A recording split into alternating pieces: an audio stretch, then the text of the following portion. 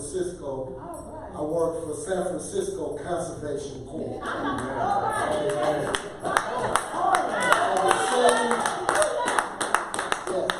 And the same thing that God let me do inside, going from yard to yard, doing man up, talking to young men, try to save them to come home to be a pillar of the community. It's the same job he got me doing today in San Francisco. I'm working with young men and women, giving them job in recycling units and guiding their life to get them better employment in the future. So I am blessed by the Creator, and it's a blessing to be standing in front of each of you, because if it wasn't for my community always believed that my community put me in prison because of how I was living my life. But at the end, it was my community, through the grace of God, that brought me back home. Like I said, this is a miracle. A person that involved in the crime that I committed never leaves CDC. They either end up on death row or spend the rest of their life in prison. And by the grace of God, I made it home to be standing in. And I never knew I would have been here today. That's why it's a miracle.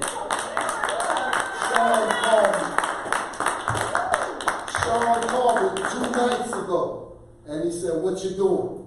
I said, "In my house." Right? And he said, "Let's go see Justin." I said, "We can't go in contact with Justin. You know he's a CO." And he said, No, it's good. He'll take care of the business. I know what he do. Before coming, he transferred. He a lab assistant. No, he a preacher. I said, "What?" He said, "I'm going to shoot you the link." And he shot me the link. And I said, "I've been here. We'll go see Justin." Because we always go to the level 2 and go see Justin. Let's go see Justin. And we go over to the office and we'll do the man up talk, and he evolve our mind. He always give us food for thoughts, courage, encouragement, guidance, and try to get us. And I thank you, Justin. I appreciate you a lot. Thank you. And thank each and every one of you. And I appreciate the day that I stand right here and to be able to speak. It's a miracle.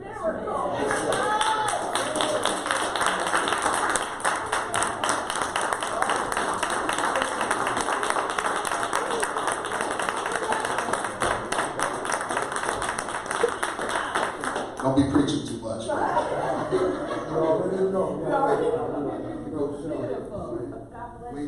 Good morning, y'all.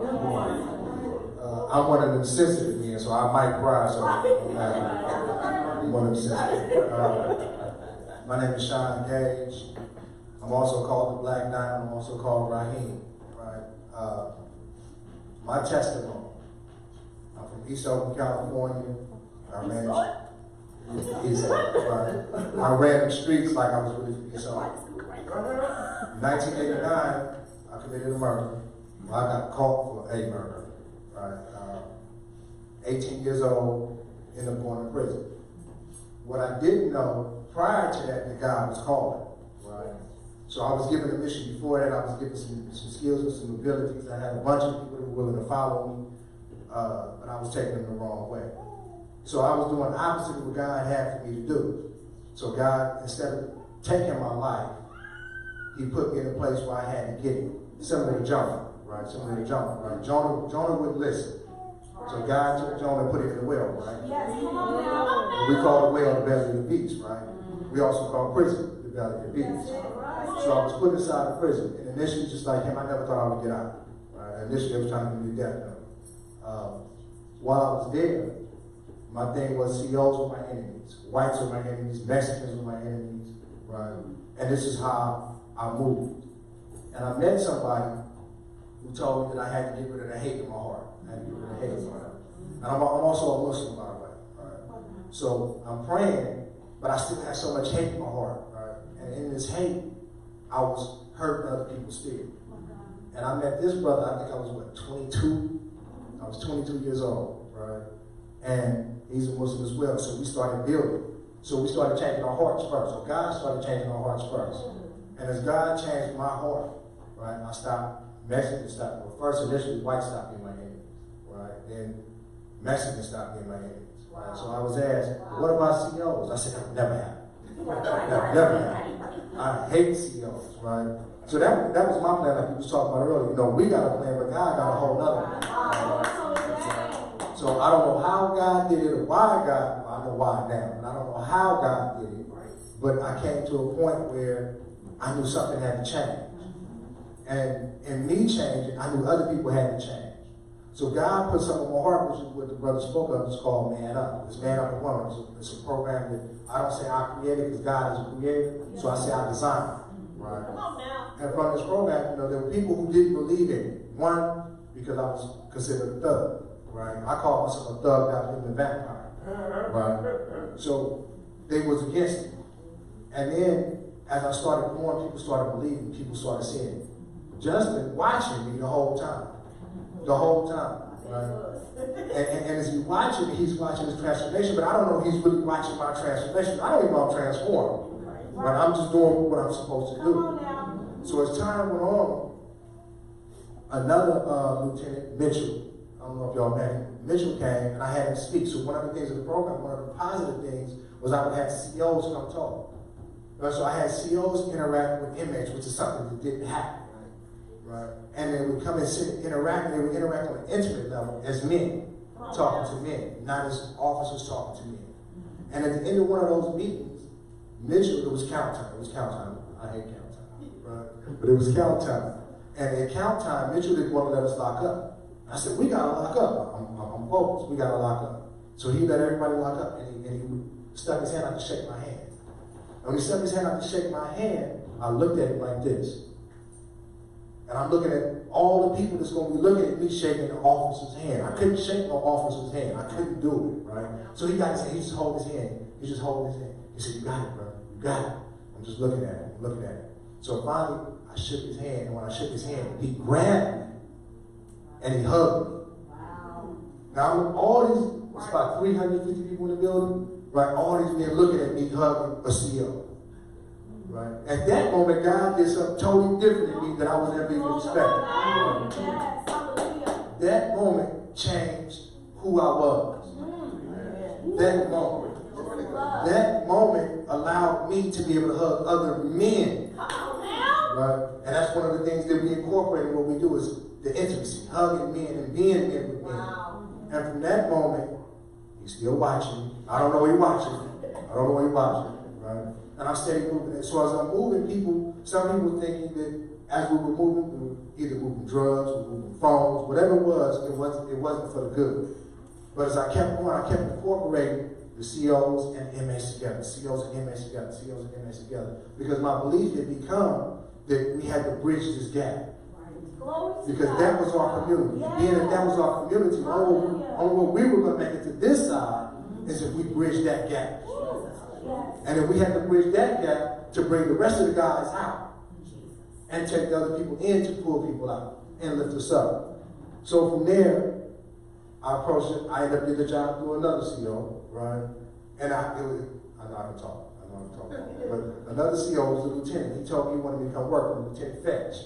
He told me he wanted me to come work for him. I'm not going to work for no officer. I'm not doing that. That's not happening. I don't care what you think I'm doing. Right? So he said, well, I want you to be my housing clerk. I'm not going to be no housing clerk. So he said, how much you make? Right? Don't laugh. He said, how much you make? I said, 13 cents. Right? He said, I double. Right? So you going to give me 26 cents to do it. So he said, I'm going to give you the opportunity to do what you're already doing. So one of the things that I was doing was, when guys would get into it, I became a mediator. Because of my background, I was able to talk to every culture, every nationality. I was able to talk to everybody. People would come to me from every race, right? And in this, I was mediating. So when something happened, there were certain CEOs I could go to, and I'd be like, I need to move this guy. Now, I can't tell you what's going on, but this guy needs to move, right? I don't know. He's watching. I don't know he's watching. So people are moving. I'm moving people around. I'm squashing situations. We keep down violence inside the prison. As I started working for him, he started believing in the program that I was doing. He's still watching. I don't know he's watching. So as he believed in the program, I was able to do more because I had somebody behind me that had some so-called power inside the prison. This is one place. I'm one man. Right? I got inmates not believing, I got officers not believing. So finally, it got to the point where they started seeing it. And as they started seeing it, they said, it's for real, it's for real. So Fetch was going to retire. I said, I need to talk to you. I'm working inside the office. Some people walk in, they were scared I was going to do something. They didn't know what to do with me. Right? And I just put me in. I'm not being assaulted. Right? So I told him what my plan was. I told him what the program was. And he said, I'm in. And the moment he said he was in, we went to a whole other level. We went to a whole other level. And then from that level, because we kept God first, which is true, we kept God first, we moved even farther than anybody expected. We moved farther than anybody expected. In this, I went and got my OG, he said, you need to be a part of this. And what I would always say is that there are no punks in man up. Because what we do know is there are no punks working for God. Right? You can't be. So in this, he came in, and people were mad at him because he fast-tracked. But God had a plan for him too. And in this, we were able to move, like he said, through all 4 yards inside the CDC, which doesn't happen. And it wasn't just him and I, right? There was a whole team, which at that time I had trained 28 people. And all of us were able to move. Sometimes we were questioned, sometimes we weren't. Now back to story Joe. So I'm in the belly of the beast and God is instructing. He teaches. He teaches. He gives it to me. He feeds. And I'm going through everything that a person, I experienced every emotion that a person can experience. Jesus. And so he said, you know what? Be ready. Be ready. February 9th made 2 years. I've been home 2 years. One of the things I told him before I left is I was coming to get a hug. I was coming to get a hug. And he was talking, he was in there counseling somebody when we came in. I wouldn't leave until he turned around. And when he turned around, the first thing I did was hug. So I'm here as a miracle. I'm here for you. And I'm here because all the good belongs to God. And I'm in the process now of founding the program Man Up and Woman Up out here. 2 weeks ago, I spoke to Solano Juvenile Hall, and they said, what they said was that I did something that hasn't been done through speaking has come. Every young man, and it was 40 young men, every single young man in there opened up. And again, like the pastor said, it's not me. It's not me. It's God. It's God. Like Jonah, here we go again. Like Jonah, when Jonah got the instruction, he was kicked out the belly. But Jonah was a little rebellious when he first came home, right? He was a little rebellious, right? I haven't been rebellious. I've been sticking to it. I've been sticking to it. I've had my struggles. You know, I've had my temptations. I've had my people from my old life offer me cars and money. I haven't taken it. I've been through days where I was sitting in the car talking to my wife, sitting in the car talking about crying because I only got $2 in my pocket. And she said, look at everything you got now. Look at everything you're doing. I've been blessed to help some people. I've been used to help some people since I've been home. So now we're reconnected with Nate. We're connected here with you. We're connected. We stay connected with each other. And we're keeping that rope to God. You know? So I thank y'all. Peace, power, and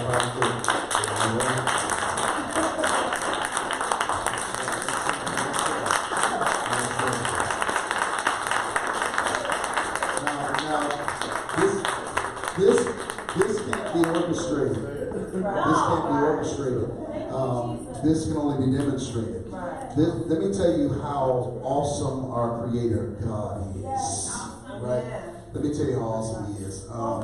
You know, certain things that they said literally were part of what I've been studying to prepare to speak today.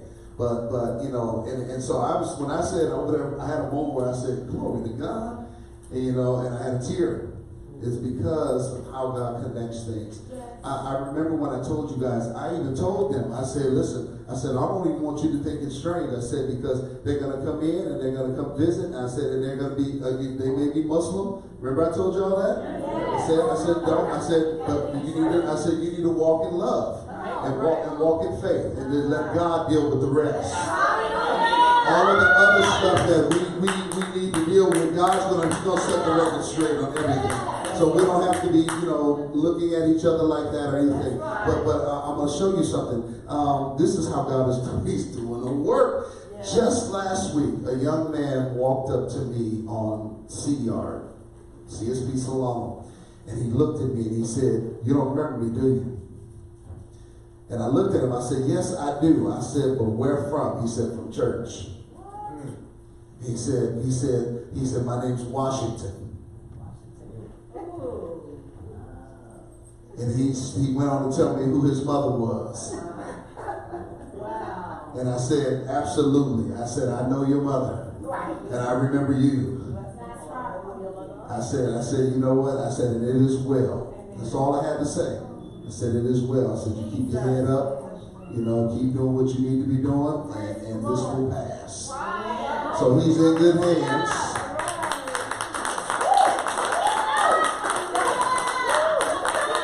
See what's happening?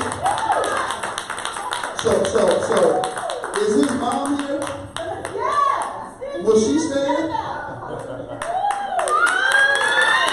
Okay, that's just one piece. Do I have any other brothers and sisters, ministers in this house who have been incarcerated before? Please stand up.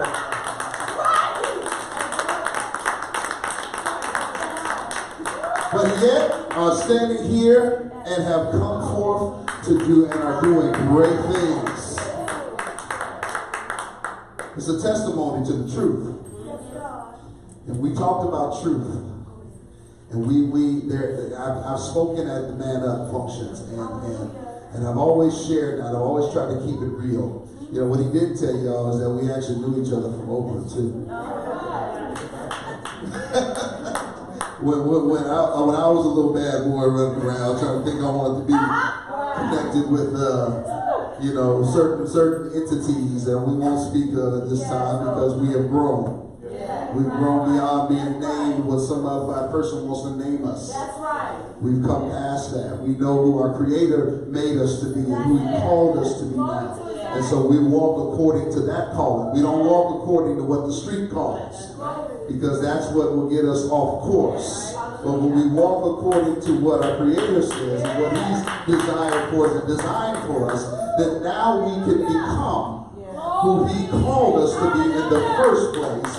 And we can do what He called us to do in the first place. And we can bring change where He's called us to bring change. Wow. I'm so excited today. I'm so grateful. Pastor Lofton, are you trying to say something? Go right ahead, sir. This is what I would like to, because this morning, the Lord is kind of, me and my wife and the Lord is kind of conversing. The Bible said, ask Peter, do you love me? Yes, Lord, I love you. Peter told Peter, he said, feed my lamb. All right. And I asked her, what is a lamb? A lamb is a baby sheep. We just talked about that. And these young men here today, they kind of touch my heart because that's exactly how I feel. We so caught up in dealing with the people in the church. Come on. We can't see the lambs out there and starve to death because we don't have the ability to feed them. Yeah. Everybody that you meet is not in church yet. Come on. But if you understand your job and talk to them about the love of God, the reason why I'm talking because I had some experience with some people that's undesirable, we call them. And I had a lot of feedback behind them. All right. But I can't stop it because God put it on my heart to do it. That's it. And He let me know that if you do what you're supposed to do, He'll do what He's supposed to do. If we're interested in witnessing and getting people in the church of God, we got to put down this robe we got on. Come on. All of a sudden. Paul said, to all men I became all things that I may gain one. That's it. I have a young man, I got to let you talk to him. His mother just passed. And when he comes to my house, he starts telling all kind of church stuff. But you know what he do? What's that? My wife don't like him talk. She said he sell drugs. I said, when we was in the world, we did everything we was big enough to do. I drank it, I smoked it, I did all that stuff. But one day, and this is, James said this, my friend, count it all joy. I will stand up and just shout because I feel good because I don't have no man. God had to help me to put me in a place where he can talk to me. You just son, that ain't where I want you to be. Your journey is the road getting to you to the place where now I'm ready to sit back with no condemnation and say, Lord, you do your thing. You do your thing. Yes. It ain't all about my thing, it's all about his thing. But we're so caught up in this flesh. We don't do what the flesh should do. Right. But that's not what it's all about. That's not it. That is a world, and we'll look at them and condemn them. But we're the only one that has an antidote. That's just like seeing a person get bit by a rattlesnake, and you have a serum that will cure them, and you won't give it to them. But you say, Lord, oh Lord, I love him. Pastor, I'm almost shut up. I can't help it. Because God been so good to me. You know what I'm doing? This morning, my wife dropped me off at church. Now, I've been told, you know my testimony, I've been told when I walk, I don't know, live out. I've been told I'm going to walk again. You know what I was able to do? I got out the car, opened the car door, got my walk out, and walked up the stuff there, and got to the door that before anybody came to me. That's right. Amen. And I want to shout, Pastor. Can I shout? Yes, sir. You know what John said? Hold on you. Come on. Hallelujah. I lift you up, brother. Yeah.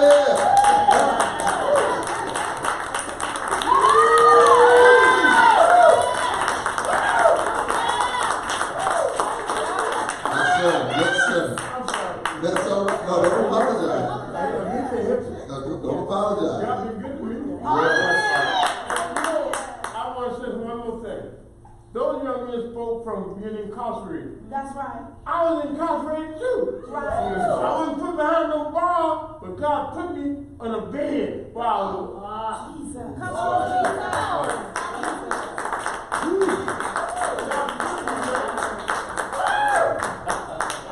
Anybody who has, for all intents and purposes, died twice and came back, and the Lord brought him back, and it was told you never walk, who was a double amputee, but yet will get up and still give praise to God.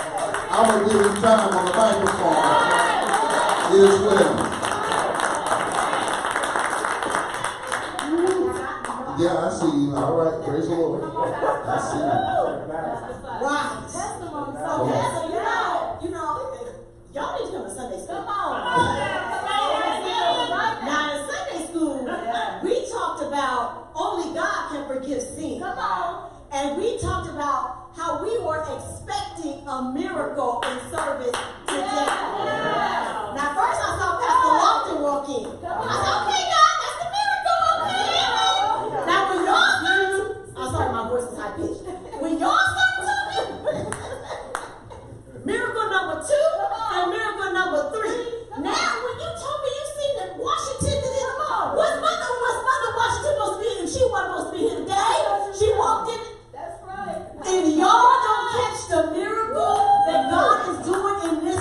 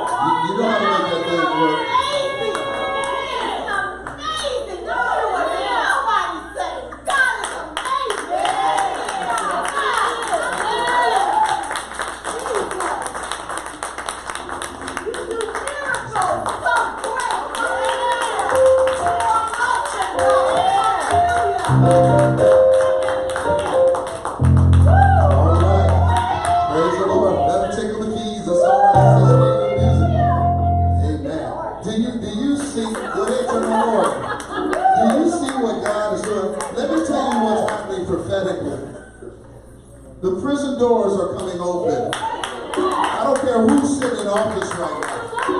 But you need to see it prophetically. It's not literally necessarily, but yet it is prophetically. God is that there is a release that's happening. There is freedom that is coming. There is liberty. And there is God is sitting here saying, I'm getting ready to set my children free so that they can be the light that I called them to be in the world and draw all men unto me.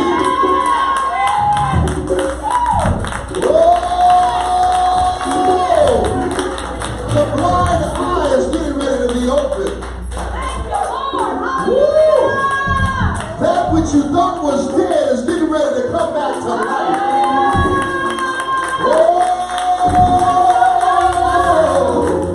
My God, my God, my God. I see something happening here. I see something happening here. Listen, we are so close. We are so close to him revealing himself in all of his glory. Because the ways of man have become so shady, has become so in themselves to where man believes that they're in control of everything in this earth. God is still in control. And the leaders and the rulers are going to see that God is still in control. Those that have set in motion diabolical schemes and plans to try to hold back and keep down, God is saying, I'm getting ready to cause that which you use to try to hold my people back to burst wide open that they may come forth. I'm telling you, you need to catch this. If you have been bound, it's time for you to go free. If something has been holding you back, it's time for it to let loose. If something has been keeping you from your destiny, it's got to release you now. In the name of Jesus. Because what God is raising up is a generation of people that say, I refuse to be held down any longer. I refuse to allow my past to hold me hostage. I refuse to allow those things that try to lurk in dark places to keep me from light. I refuse. I refuse when they tell me I can't. Because I can. Yes, sir. God told me to tell you this. Keep doing what you're doing. Yes, sir. And sometimes we get discouraged when God tells us to do things and we try to be influenced by other sources. No. Keep doing what you're doing. That's right. Amen.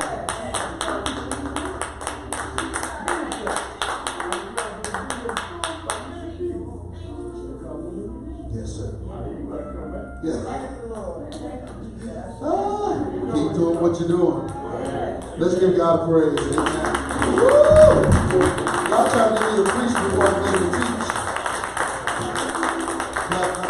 But I think God has really shifted some things in here today. And I got some things on this paper that I had prepared to talk about. But I think I need to let the paper go right now. I think I need to let the paper go. And I just need to flow with what God is doing. I just need to get on His program. Let me share something with you. And, the testimony that's come forth. And some of you who just came in, you may have missed the testimonies. But the testimony is that which was bound has become free. That which was cast away has now come alive again. And can take their place as sons. As sons again. And here's the thing, I love what he said. He said our community. He said, at first I thought my community is what got me into this. But I realized that it took community to get me out. You need to understand that your connections are there for a reason. When God makes connections, He knows what He's doing. It's divine. It's by His providence. It's by the counsel of His own will. And so what we need to be very careful of in this season, in this time of our life, are our associations and our connections, because just as sure as God will connect you with something positive, there is always something negative lurking to try to attach itself to you.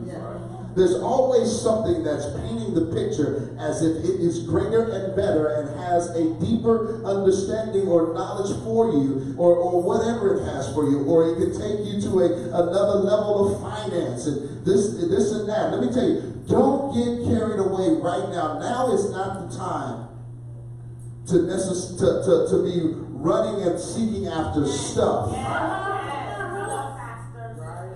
If you seek after him, the stuff will come.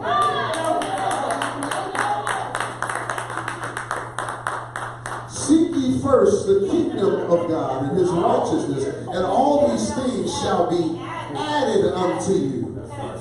In other words, I don't have to go out and try to make it manifest. It will manifest as I deepen my relationship with my God. And he leads me now because I'm sensitive to him. I'm hearing his voice, and so I'm following that voice. And the voice of a stranger I will not follow. He'll lead me down the paths of righteousness for his name's sake. All the glory belongs to you. And so if it's for his name's sake, it really has little to do with you and a lot more to do with him. Because he's saying, guess what? I'm going to show myself strong in the earth, in and through my creation. And there are going to be some, I always wonder, I talked about, we talked about Jesus and who he called and who he called to be closest around him. And we talked about this from the perspective that he called tax collectors. He called Peter, and Peter cut a man's ear off, and he was a knife wielder. Not only was he a knife wielder, but he would deny him. He called Judas, and Judas would betray him. But yet these were the closest in his circle. All right? And so you look at this, and then he called Paul the apostle, who was Saul of Tarsus, who persecuted him and who stood at approval at the persecution and the killing of other believers. And so when we look at this, we look at that he doesn't necessarily go in the man's perspective and grab who we think is the best of the best. Because what you think it looks like the best of the best could turn out to be the worst of the worst.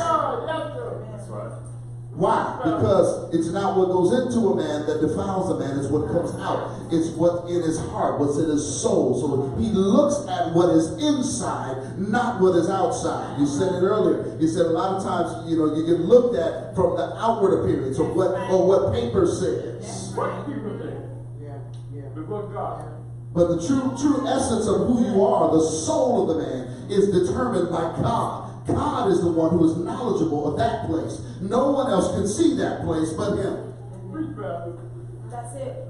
And so this is really that intimacy, that word intimacy, that word right there just basically speaks of the fact that, you can only really have true intimacy with God. What we have vertically, horizontally, cannot compare to what we have vertically. That's it. It can only but scratch the surface. My wife and I can only achieve a level of intimacy. But there's a level of intimacy that transcends that. And that is that level that only me and God can have. And so when I think about that, then I know that now that I do have to sometimes take spiritual inventory.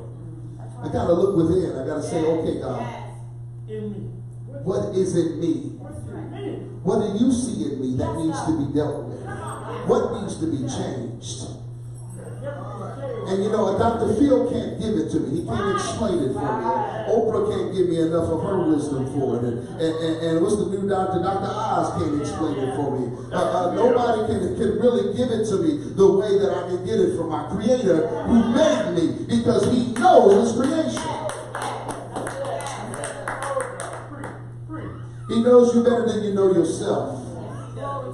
And you know why we get mad sometimes when someone does kind of touch on one of those things that really is in us? The reason why we get frustrated with it is because we really see it too. We really know that there is something there that's not quite right. But yet sometimes we want to hold on to that because that we feel that that is my identity, but it's not. Your identity is in him.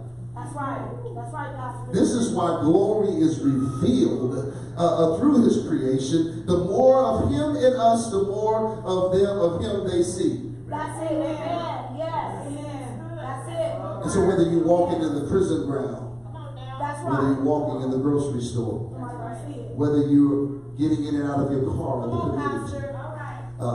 no matter where you are, you can be in the park, you can be somewhere. No matter where you are, you have been called to be a light bearer. You've been called to make a difference. You've been called to walk according to the purpose and plan that only he can establish. And so then you start looking at life a little differently. I'm not here just solely for me. I'm not here just so that I can exist and be happy and wealthy. My God, my God. Truth be told, the more money you make, the more headaches you have. That's the truth. Come on, say it. People are filthy rich and they're jumping off buildings and they're unhappy and they're trying to figure out how to buy a little bit of sanity and peace, but they can't find it anywhere because they can only be found when you come to the place till you stand before your God and say, I am who you say I am, and I can do what you say I can do, and above all else, nothing else matters.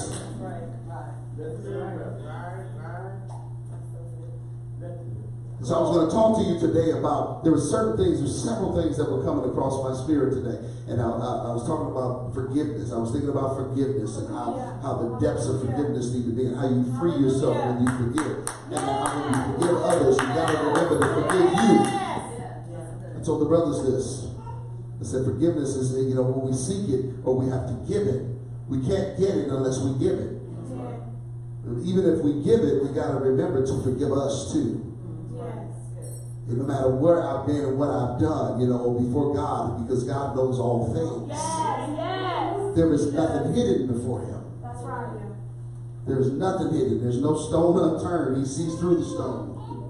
He can see what's underneath it. Matter of fact, he made it. The matter that it exists from, he created. He spoke and the world was framed. His word is power. Yes. Ooh. And so this is the God who has the power to bring about a change in your life, but it's only going to be as much as you're willing to receive. Yes, Lord. Yes, God. You want to change your life? Look vertically. Amen. Look to the hills from whence cometh your help, because your help comes from the Lord. Psychiatrist won't do it. Psychiatrist's not going to do it. No. Depression is nothing more than the enemy using you against you. Yes, sir. Yes, sir. And here's the problem in that equation is you. Let's get outside of you for a moment. If we get outside of me, if I get outside of myself, if I get outside of this flesh, and start allowing that relationship that was established from of old. He said, before I formed thee in the belly, I knew you.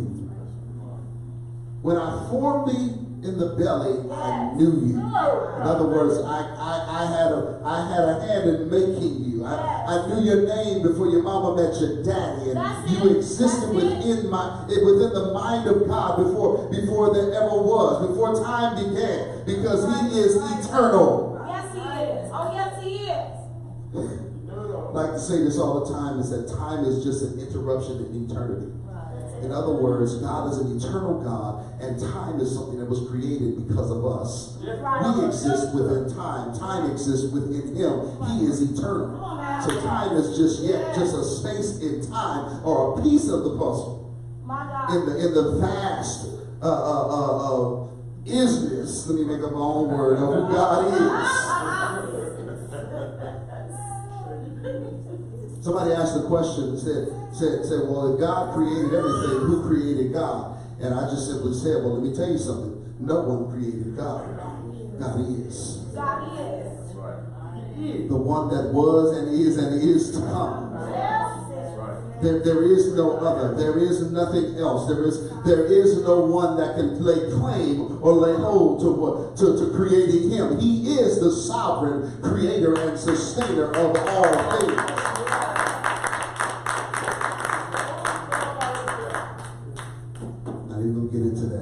So I am so grateful today. Listen, I think we've had a lot of word today, testimony. You know, I need to add, I want to add to the testimonies these brothers gave. You know, Evangelist B,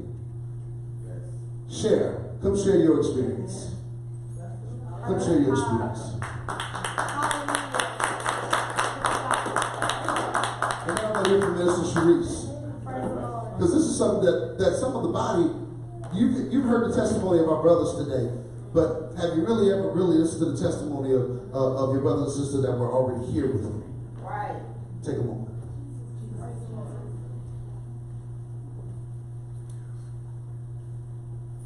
When I came to the door, Pops told me that, he said, you know what that gentleman up there, he said he was incarcerated.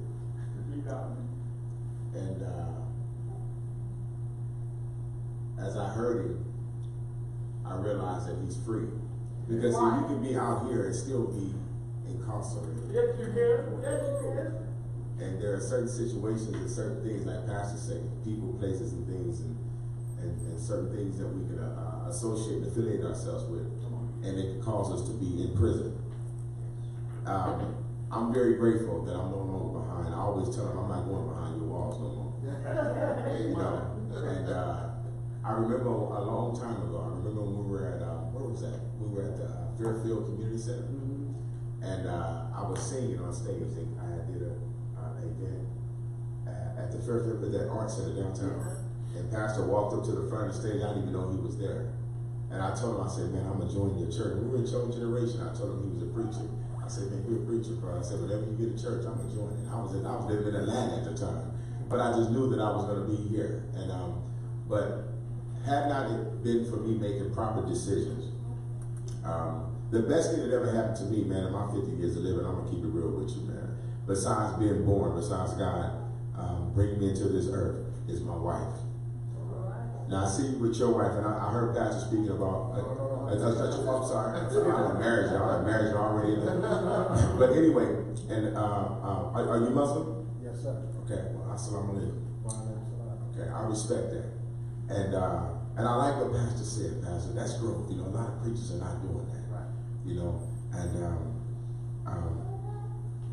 you have to be free.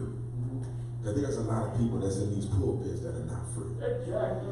See, I've experienced it. And I just sit back and I watch with a practiced eye and a photographic memory. That's right. And I see that when you said that, because that's what it's about. It's about love. And that's what today's time and society failed to articulate. Right. And so me being behind those prison walls, I mean, I don't. It's when pastors be speaking on certain things, my mind just go there. You know, you can't forget that. You know, when I see a prison bus, when I see the people going to court, I be like, man, I be telling my wife, you know, we be on the freeways a lot, I be in the traffic, and I be like, baby, I cannot be on them, but I know how they feel. And it's not even about me not being on the buses anymore. I pray that those brothers and those sisters, because there's even bars on the buses reminding you that we got you. But God says, Come on. see, long as you breathing, now I understand the true essence of let those who have breath praise the Lord. That's right. Let everything. Let everything. Now here's this man all the time. And he stand up with every little, you know what he was doing, Pastor? You may have to hold him up a little bit, I might have to get behind him, but he fighting. With every muscle in his body. With every fiber in his body, every muscle in his body. Brother, I love you. You don't even know what you did when you stood up, man.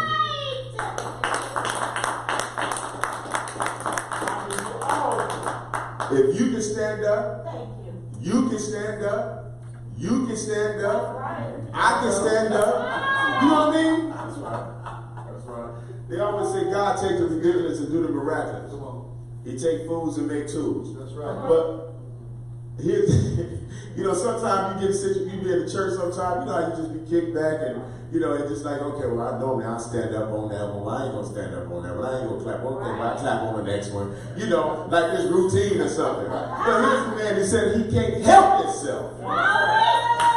Glory be to God. we serve. At home? And it blesses my heart, brother, to see what you're doing. I like what Pastor said. I missed that part about you thought it was the community, I guess the environment that you were in. Right, okay, right. Oh, it was two of y'all.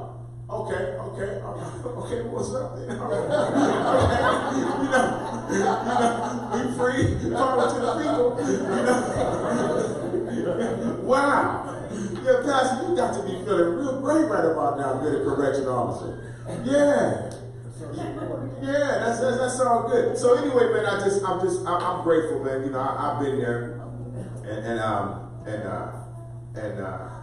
I told God I need something to say, and He right, because money and having different things and finding it in people. I know people you wouldn't believe, and I can go places, but it don't bring me the peace that I need. It really don't. It really don't. And me and Pastor always talk about that vertical and that horizontal relationship with God, and it's necessary. It's necessary. It was a song that you used to sing. The ordinary just won't do. I need a love that's pure and true. Pure and true. That's right. And I can only find it in Jesus. Me and my wife have a certain level of intimacy. But without that, then I'm a lost soul. So I'm very grateful that I'm grateful for you all. I've given my testimony in numerous places, numerous times. But when I think about those buses and I see my sister, I know her testimony. I didn't know it one time until we sat down and ate and we went to dinner one time. And I'm grateful to see other people free. But most of all, Pastor, I'm serious. In today's time of society where people can't take down the walls, like how we knocking down walls back there, and they can't allow other religions or other people who worship other or see God another way. They can't allow themselves to love. They'll talk about the Jehovah's Witness, but the Jehovah's Witness steady knocking at your door. They ain't never came with no pistol. They ain't never cussed me out. I'm not saying I'm just gonna get down with it, but I don't mind sitting down fellowship. Well, you know why? Because I want somebody to sit down and talk and listen to my story about my God. And we serve the same God. And as long as we have that, we're going to continue to have division in the body of Christ. The body will continue to look dysfunctional. We're going to scream, we're going to shout, we're going to hallelujah, we're going to do all that stuff. And there's some people on the outside, like Paul said, there's some lambs out there, and they're watching us. The book of Corinthians said we're like letters. They're reading us. Reading us. You say you love Jesus. We have to. It's a certain lifestyle. It's a certain way you have to live. And nowadays, look what the enemy doing on the TV. Every commercial, they get naked to sell a hamburger. Everything talking about reality. And then when I look at my sisters from bam, bam, bam, all the way, and some of the brothers, they introducing this into the commercials. They introducing that, and then they put big names behind it.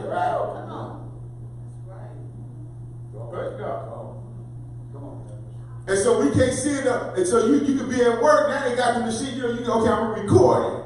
I mean, it's all kind of ways. So you come home 2, 3 in the morning. You go to sleep with this, you wake up with this, and this was on your mind. And ain't nothing real about a lot of these reality shows. Not even the people. They have so much on it. When you talk about identity, they have it when Kim Fields did that thing with Atlanta Housewives. I know it's about my testimony, but this is it, bro. Because it's not even about me no more, man. It ain't about me. God didn't do it. It's about God's people. She gave a challenge to the women to just take off the makeup for one day. Because you get caught up in all this other stuff. Nothing wrong with wearing it's beautiful, But sometimes people really lose their identity. The man behind the suits and all that stuff, you lose your identity, man. So I'm grateful that I'm free. I'm grateful that you're free. I'm grateful that you're free. And my testimony is really my prayer. My prayer is for those, because I continue to see them buses in Fairfield, because I don't know why you see them all the time. They put up on the side of me. I be thinking they fall at me, man. I put away from their Tahoe. I put away from their Tahoe. I'm like, oh my God, I gotta get another cell number. I gotta get another cell number. ain't cool. But man, I'll tell you right now, man, I'm grateful because Pat night I joined this church, you know, and my sister and my brother, they kept telling my sister, for real, she would always say, you know, she said, you need a wife. You need a wife. And you don't just need her. And she wasn't the only one. I've had people sit me down, and I've had people, I told my wife, I remember when I was getting on the plane, I had Taffy Donna, was crying, snot coming all out of her nose. She said, brother, I gave a testimony. Well, I did something with one of the comedians, and I spoke a little bit, and she said, with that kind of ability, you need a better half, you know. And the enemy just came. As soon as I got off the plane, I started paying attention to the Facebook stuff. I started paying attention to a whole bunch of stuff. And next thing you know, man, everything wanted to connect itself to me. Because I'm shining like new money, you know, all that old kind of stuff, right? And they just think I had way more than what I had, right? And next thing you know, everybody wants to be connected. And thank God, man, I'm going to keep it real, man. One thing down, I went to the doctor to get my blood test. I didn't have no age, no nothing. See, if you want reality, I'm going to give you reality. Come on now. Come on now. Yeah, I didn't have no nothing. I wasn't concerned about no high blood pressure, nothing like that. I wasn't concerned about nothing like that. Yeah, man, I'm serious. I told my wife. Come on now. Now, let's go say I do. Right. Free, brother. Free. Grateful for you, man. Pastor, it's a beautiful thing what you're doing, man. It's a beautiful thing, man. I love you, brother. I love you with a devotion and dedication that will continue to grow until I pass from this existence, man. That's a beautiful thing, brother. I got too much work to do. You ain't going nowhere yet. Amen. So, Minister Sharice, I want you to come and share as well, because I don't know if a lot of people have really understood your testimony. But one thing I'm going to tell you guys is don't judge a book by its cover. Amen. Amen. Let's receive it. Praise the Lord, man. Hallelujah. Give the Lord a hand praise. Hallelujah. I don't get to share this testimony very often, but when I do, I jump at the part because people often say you do not look like what you've been through. You know, God is a keeper. He is a preserver. He is a way maker. And so he is. So, you know, what I think about the goodness of Jesus, I could go there, you know, because these shoes feel all right. I can run through here now.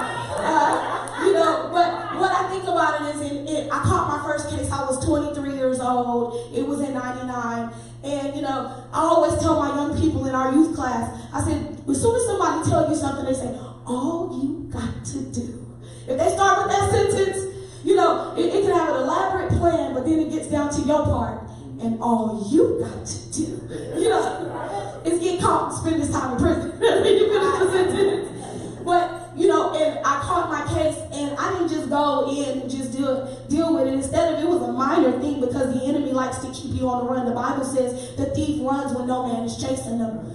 You know, you get caught up, and it'd be this little. If it would have been dealt with, it could have been dealt with that much time. But once I dragged it out for 10 years of being on the run, and I'm not talking about fake on the run, I'm talking about where I was such an identity thief that I took an identity and took my real name and gave custody of my kids to my fake name so I could keep sending them to school. Come on now. How about it? You know, so I could keep going back and forth with my life and going about different things.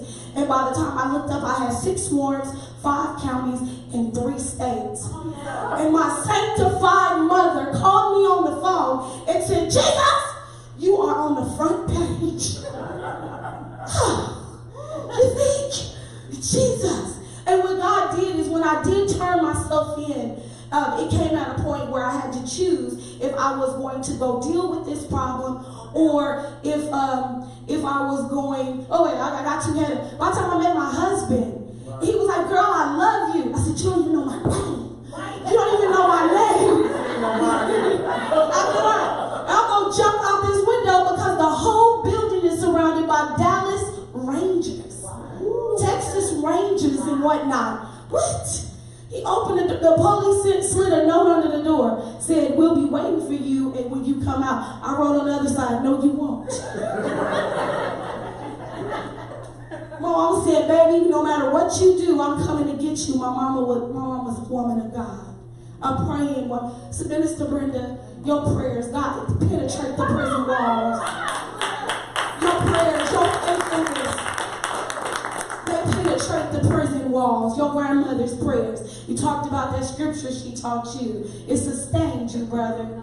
And I know that to be the truth. Mama said, baby, she said, whatever the police, because I was on the phone with her and it was beating on the door and they was going to kick the door in Dallas. And they were coming to get me. I was going to jump out the window. And in fact, I slid down 23 floors. Jesus.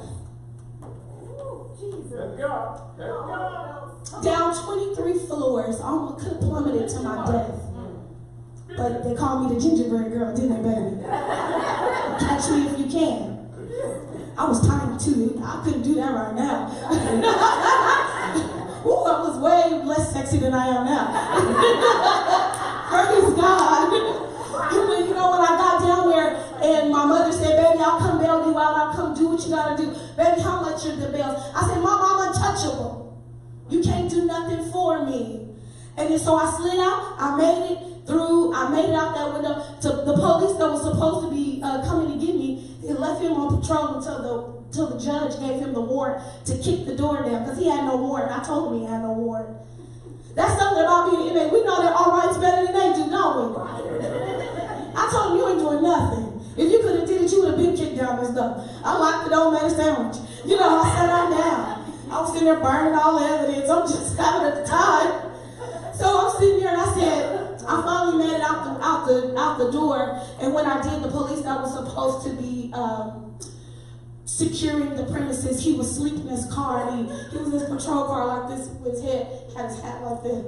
So when I went behind his door and I'm creeping behind the door, I finally made it through this parking garage where I lived, you know. And then when I got there, I grabbed the door, and when I pushed the door, I pushed it because I was so scared. I pushed it with so much force that I thought it was going to hit the back of the police car. So when the door flung open, I caught the door.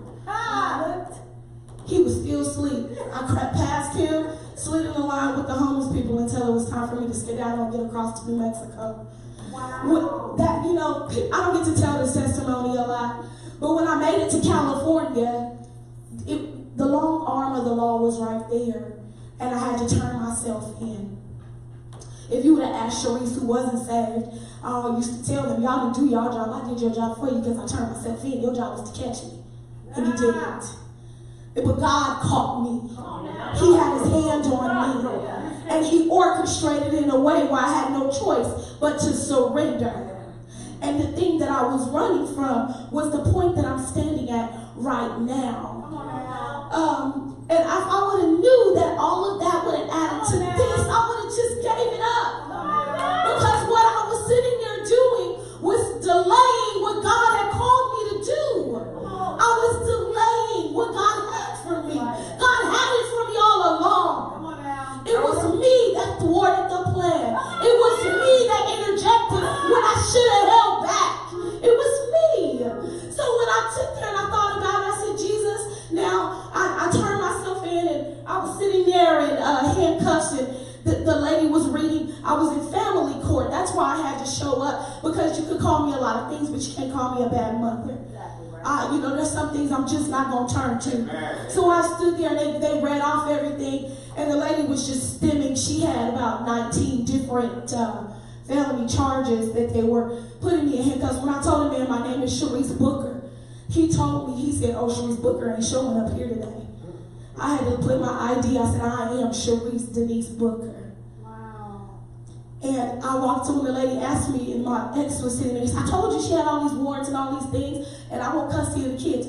God's favor, I just began to pray. I could see my sister over in the corner with her head bowed. She was praying, Father God, in the name of Jesus. We were praying like we were taught to pray. Amen. The way we know God hears you.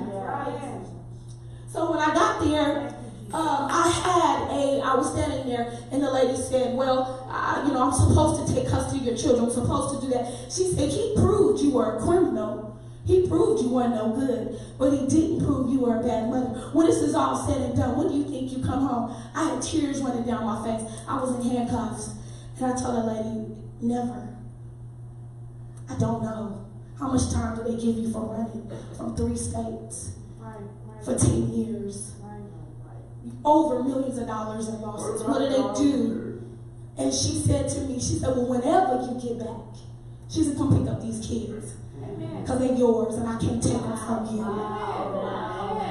I walked in there and I went on to prison and I asked God, I said, you know what, God, when I get out of here, because people, you know, there's a way that seems right to a man, you know, but the end of is death. I thought I was doing the right things. I don't have a dope habit. I didn't have a man to pay. I didn't have any of those things. What kept me in prison was pride. Because I wasn't going to ask nobody for nothing. That's what kept me in prison, was my self-absorbed vision of myself. And that's what arrogance, that's what it'll do. And so because not to brag, but to God's glory, I've never even smoked a cigarette, ever. Like, why was I there?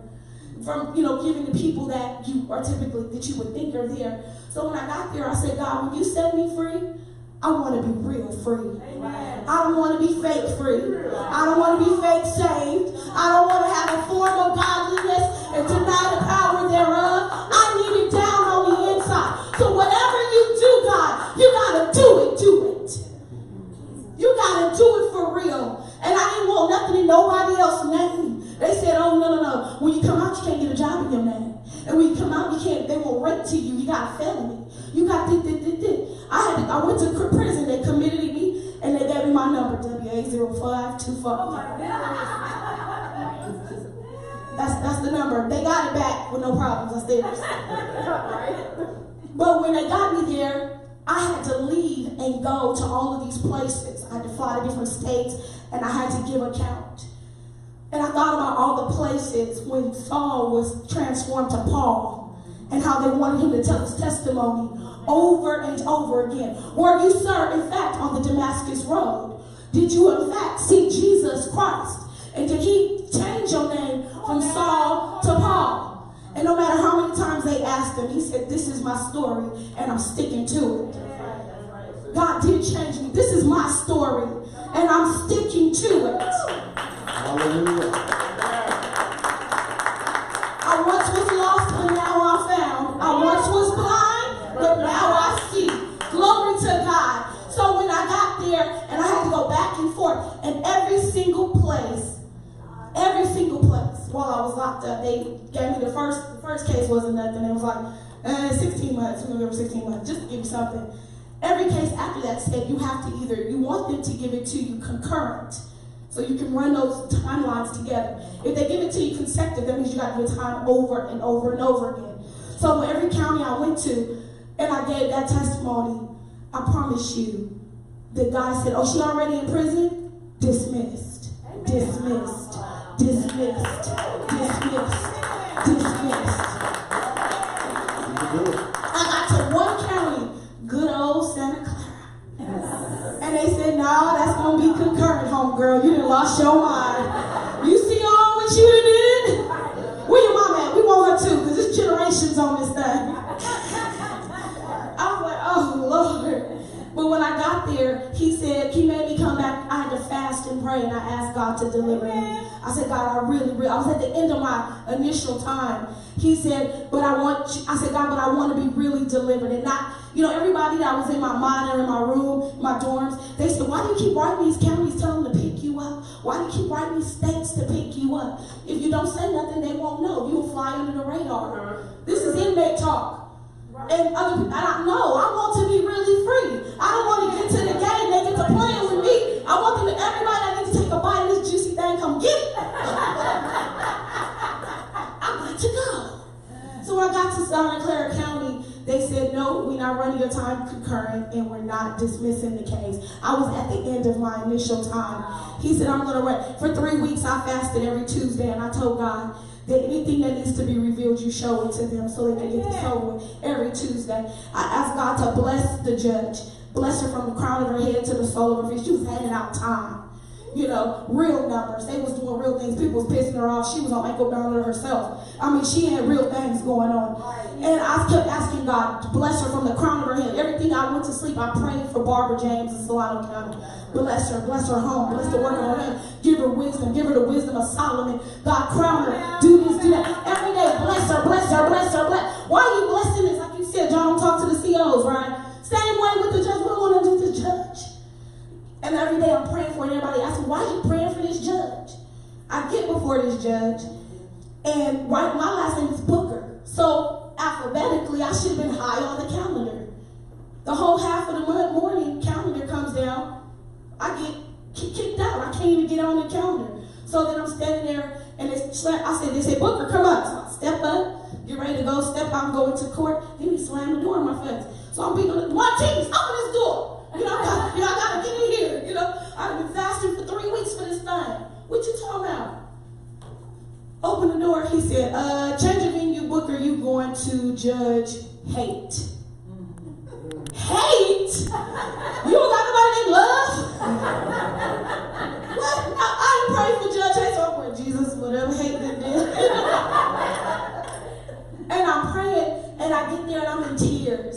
He said, what are you looking at? At that point, they wanted to give me 6 years in addition to what I had already served. And when I got there, he said, Judge Hate said, he looked over the thing, and I was so upset. I said, excuse me, I need to postpone this, or I'm telling my lawyer, and he's like, no, you ain't postponing, you don't get your time right now. But I said, well, why I'm upset. Why haven't I seen Judge James?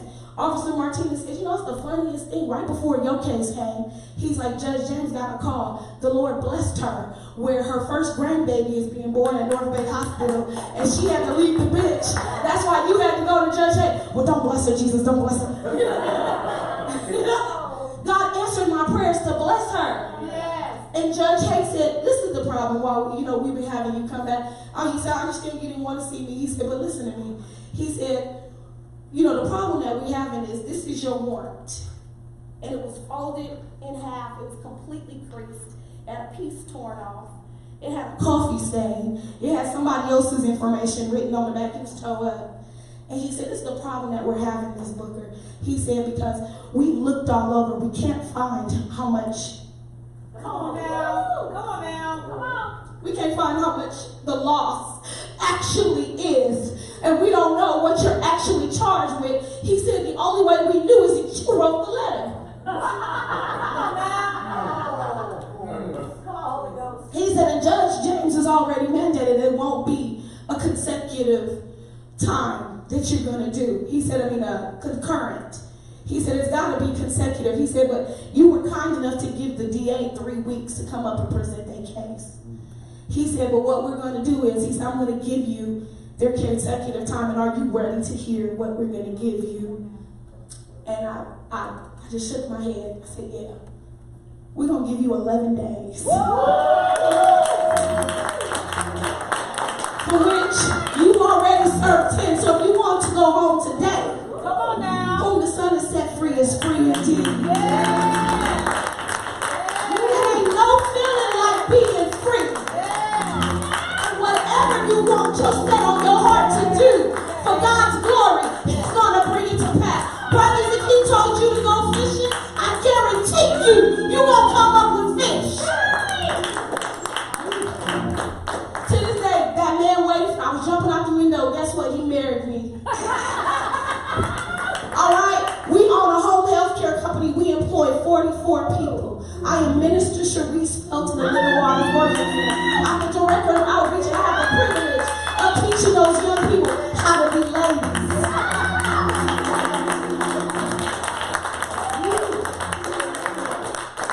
This is my story, and I'm sticking to it.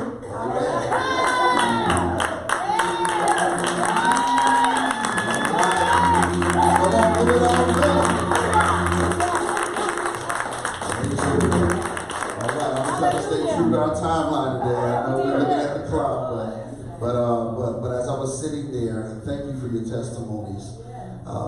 What I was receiving from the Lord is that there are books in each of you.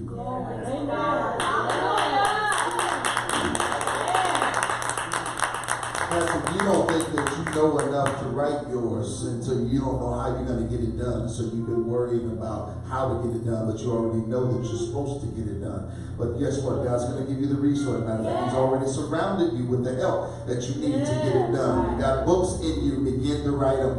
Get them out. Don't hesitate. Don't wait. Do it now. Start writing. Matter of fact, you already have a whole bunch of material that you've accumulated over the time because you were serving a life term. But your life is just starting now.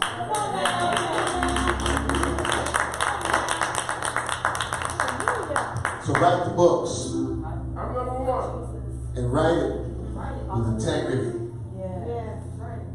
We got this thing, we go, stand up. Stand up. And you said it over and over, you kept saying stand up, stand up, stand up. And we were thinking, man up, man up, man up. Because that's what we say to the groups who were there in the prison. And what I'm gonna do, you've encouraged me. This week coming up, I'm going to visit the community on Wednesday. Because it's been a while. It's been a while. I need to reconnect. I've always still supported. I always still put all the weight of my authority behind helping that particular program to go forth. I mean, let me tell you how difficult it's been, because shaking hands not only has been looked frowned upon and looked down upon amongst their ranks, but it also has been amongst our ranks. So you got to understand that those that God has placed in places like that have His heart, have had just as much difficulty with dealing with the culture. The culture, exactly. Because that's what it is. It is a culture in there. It's a whole different culture. And so we've had just as much difficulty. And so I've had to literally tell staff, don't be surprised if you see me shaking an inmate's hand. That's right. That's really good. Realistically, what I'm really saying is don't be surprised if you see me shaking a man's hand. That's right. That's right. Because what has been lost is the fact that their humanness and who they are. Come on now. Yes. And I was just asking them, and so we're going to be teaming up on some things, Horizons, and when Man Up really gets established, we're going to be working together to try to really broaden horizons of all the young people we can. You are called to keep some young people out of there. We are called to do that. But listen, I need you to understand something. We don't save anybody. God does. And we can only do what we do. And so if it's one, praise God. Amen. So keep your head up. If you did not receive that, and it's going to fall to the ground, it's going to come, it's going to be accomplished. All right? I am so grateful for all the testimonies here today. And you know what? If there's anybody here who's struggling with anything in life right now, the things are hard and difficult, and you thought it was real bad for you, just ask some of these brothers and sisters today who have been to a place to where it seemed it was the end, but yet they rise.